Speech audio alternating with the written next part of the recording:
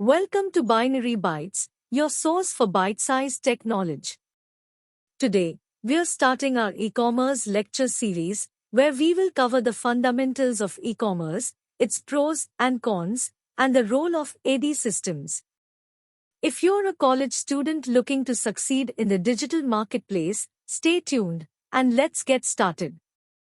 Introduction to e-commerce. E-commerce, short for electronic commerce, refers to the buying and selling of goods or services using the internet and digital technologies. In e-commerce, transactions take place through online platforms, websites, or mobile applications, allowing businesses to reach a global customer base and conduct transactions 24/7. The history of e-commerce can be traced back to the 1960s, when businesses began using electronic data interchange (EDI) to exchange business documents electronically. However, the real boom in e-commerce came in the mid-1990s with the advent of the World Wide Web and the first secure online payment systems. Since then, e-commerce has grown exponentially, with the rise of online marketplaces, social media commerce, and mobile commerce. Today, e-commerce is an integral part of many industries, including retail, manufacturing, travel, and entertainment. Some of the most well-known examples of e-commerce companies include Amazon, Alibaba, eBay, Shopify, Uber, etc. Advantages of e-commerce. There are several advantages of e-commerce including convenience. It means customers can shop from anywhere, at any time, making it a more convenient option than traditional shopping. Lower overhead costs. It means e-commerce businesses don't require the same level of overhead costs as physical stores, making it more cost-effective to run. Greater product selection. It means online stores can offer a wider range of products compared to physical stores. Improved customer insights. It means e-commerce businesses can gather valuable customer data and insights that can be used to improve their products, services, and marketing strategies. Increased sales. It means e-commerce can help businesses reach a wider audience, resulting in increased sales and revenue. Global reach. It means e-commerce enables businesses to reach customers from all over the world, expanding their market reach. Better customer experience. It means e-commerce allows businesses to provide a more personalized and convenient shopping experience for their customers. Easy payment options. It means e-commerce businesses can offer a range of payment options, including credit cards, debit cards, and online payment platforms. Disadvantages of e-commerce. There are also some disadvantages of e-commerce, including privacy concerns, that is, e-commerce transactions involve the sharing of personal information, which can raise privacy concerns for customers. Equipment and infrastructure costs, that is, e-commerce businesses require a reliable and secure IT infrastructure, which can be expensive to set up and maintain. Accessibility challenges, that is, not everyone has access to the internet or the technology required to make online purchases, which can limit the customer base for e-commerce businesses. Returns and refunds, that is, e-commerce businesses may face challenges with processing returns and refunds, which can impact customer satisfaction. Legal and regulatory compliance, that is, e-commerce businesses must comply with a variety of legal and regulatory requirements, which can be complex and time-consuming. Security risks, that is, e-commerce websites and databases can be vulnerable to cyber attacks, which can compromise the security of customer data. Types of e-commerce. There are 4 main types of e-commerce, including business to consumer, in short B2C, e-commerce. This is the most common type of e-commerce, where businesses sell their products or services directly to consumers over the internet. Examples of B2C e-commerce include Amazon, Walmart, and other online retailers. Business to business, that is B2B, e-commerce. In this type of e-commerce, businesses sell their products or services to other businesses over the internet. Examples of B2B e-commerce include Alibaba, IndiaMart, and other online marketplaces that connect manufacturers with wholesalers and distributors. Consumer to consumer, that is C2C, e-commerce. In C2C e-commerce, consumers sell products or services to other consumers through online platforms. Examples of C2C e-commerce include eBay, OLX, Craigslist, and other online marketplaces where individuals can buy and sell goods directly to each other. Consumer to business, that is C2B, e-commerce. In C2B e-commerce, individuals offer their products or services to businesses.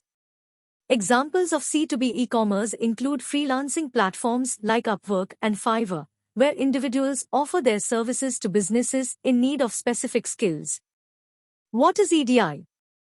EDI stands for Electronic Data Interchange, which is the electronic exchange of business documents between trading partners in a standard format. EDI enables businesses to exchange documents such as purchase orders, invoices, shipping notices, and other transactional documents electronically, eliminating the need for paper-based documents and manual data entry. EDI is used by companies to streamline their supply chain operations and improve efficiency by automating the exchange of documents. EDI systems use standard formats and protocols for transmitting data, such as NSI X12 or EDI FACT, ensuring that data is transmitted accurately and efficiently. EDI can also help businesses reduce errors, improve data accuracy, and decrease processing time, leading to cost savings and increased productivity. With EDI, businesses can receive and process orders, send invoices and shipping notices, and track shipments in real time, all electronically. Now coming to EDI documents. Purchase order, in short PO. A purchase order is a document sent by a buyer to a supplier to request goods or services. Advance shipping notice, in short ASIN. An advance shipping notice is sent by a supplier to a buyer to notify them that a shipment is on the way and provide details about the contents of the shipment. Invoice. An invoice is sent by a supplier to a buyer to request payment for goods or services. Payment advice. A payment advice is sent by a buyer to a supplier to notify them of a payment made for goods or services.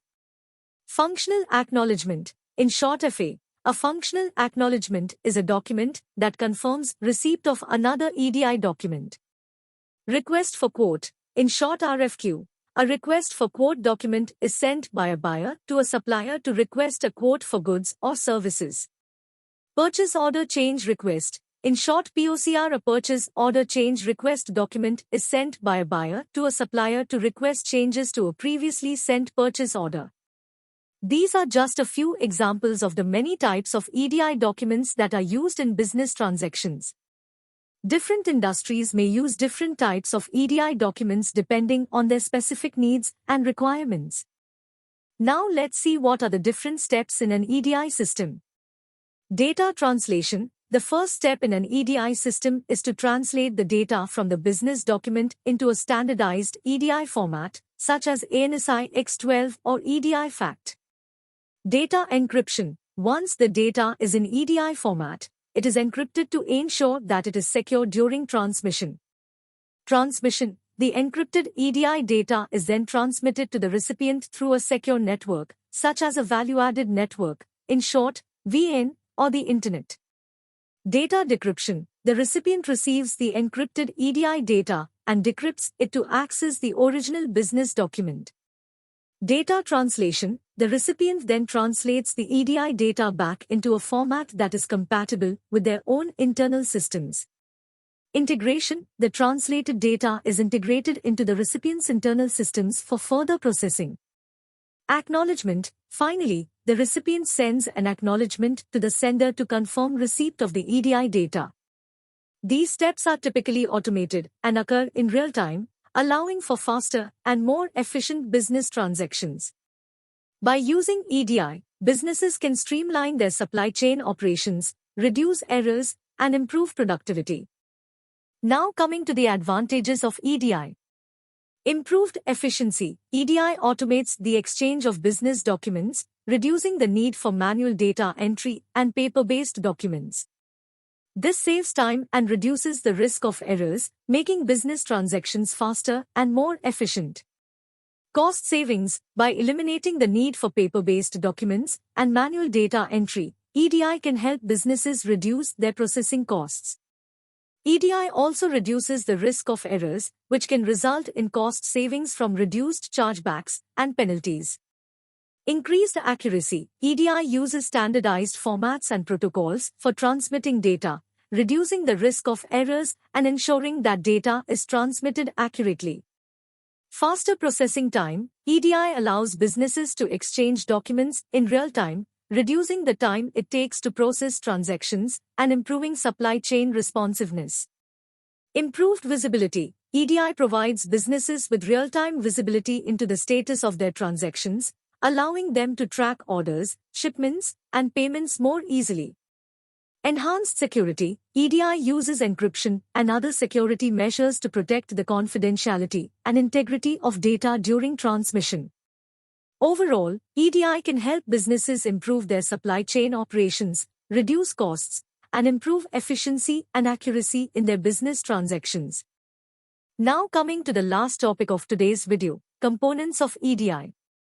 Business documents. The business documents, such as purchase orders, invoices, and shipping notices, are the core of an EDI system.